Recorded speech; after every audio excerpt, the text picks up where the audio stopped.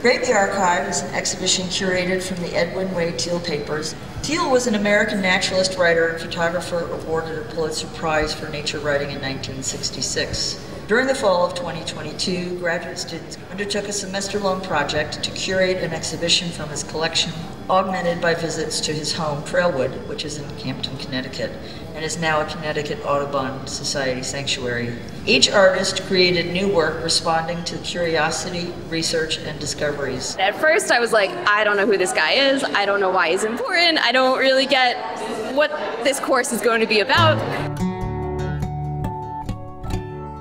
We can't stand all in a line like that, because I have to have people standing like that. It started as a drawing, so you'll see the grid underneath here.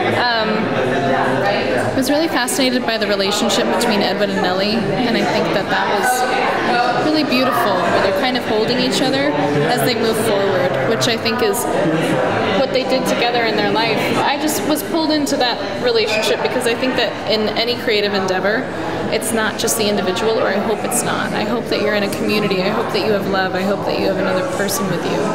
So that was my way in, was kind of how they're doing it together. And that's as someone that doesn't have that. So I thought it was really beautiful. When I first got into the archives and we were talking about the reason that they'd moved out to Trailwood, in the first place, that idea of grief and traveling after David's death, and I was like, I want to know more about David, especially with the Boys Book of Insects that he's on the cover. I was like, obviously, he is a big influence on Edwin and Nellie's lives.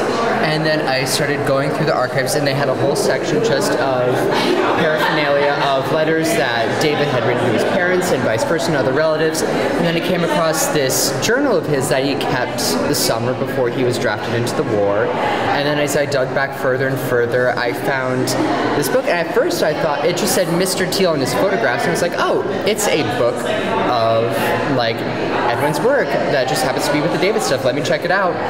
And it was a whole scrapbook that he had made, I assume, for a like class project. It was on construction paper. Yeah, over there. It's obviously like this is what my parent does for work, and this is like their job and all that stuff.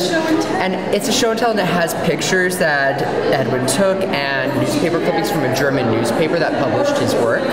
And then I was like, well, what about David? Did he have any photographs? And so then I dug through a bit more, and I found a bunch of his negatives just in these individual folders, labeled not necessarily by date but by category, and I was able to actually place the dates of some of them, but there were no prints. And of course I learned that David tragically died when he was 19, and it's like he never got the chance to see them printed. And I guess I kind of felt this kinship or this connection to David, and I felt this heartache that his photographs never got to be printed, and they never got to kind of have a life in that way. Mm-hmm. And so, kind of in the spirit of Mr. Teale and his photographs, it's Edwin through the eyes of David Teale. Mm-hmm. And so this is David Teale through my eyes. When we initially were tasked with the project, we were requested to find an entry point in which we could relate to Teale in a way to make work, as well as providing a view to like look to him as like not just a historical figure, but also as like a way we can personally resonate.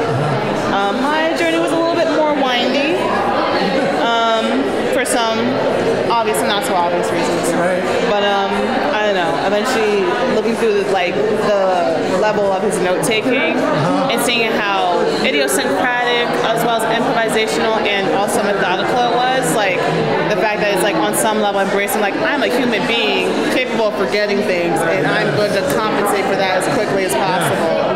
I guess for that it kind of like lowered the barrier to entry for me. I definitely, as I learned more about his life and learned about his story, David and Nellie and their life together, I really started taking like a more realistic view of the point, like, you know, the fact that Edwin and Nellie had like got married and had a child, and then that child went to war and died. There was that like presence of that large absence, and nowadays in contemporary time it would be pretty exceptional if the couple had stayed together in a contemporary context, you know. So for me to know these people in the past, like despite that grief and despite like how it changed their lives, they still form that bond.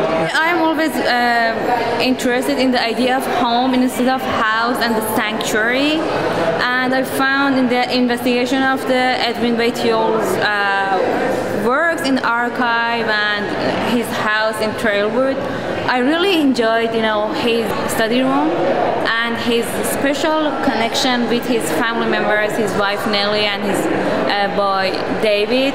And it was so sad, as you can see here, this is the letter Edwin sent to David 8 days before he was passed away, he was killed. I'm always curious about, the last things and the first things in our life, it's, and as you can read the letter, it is nothing special there. You're just talking about the spaghetti, the daily things that they were doing, and we don't know what time is the last time. We should, we should appreciate life and our connections, especially with our family members, especially for me as an Iranian living here, far away from my family. This means a lot to me. It's an impression of a map of Trailwood and the fact that Edwin walks through Trailwood every day and wrote. So I used the actual writing of Edwin in a book about Trailwood. So and I cut those texts and pictures of book, and I added some other pictures of Trailwood, and I sewed them to add something like footprints to these pictures. Like these patterns for me is the footprints of Edwin walking through Trailwood every day, focusing on something and doing it over and over again. So this is also like a ribbon map of Trailwood, because writing that book in Trailwood is also like a map.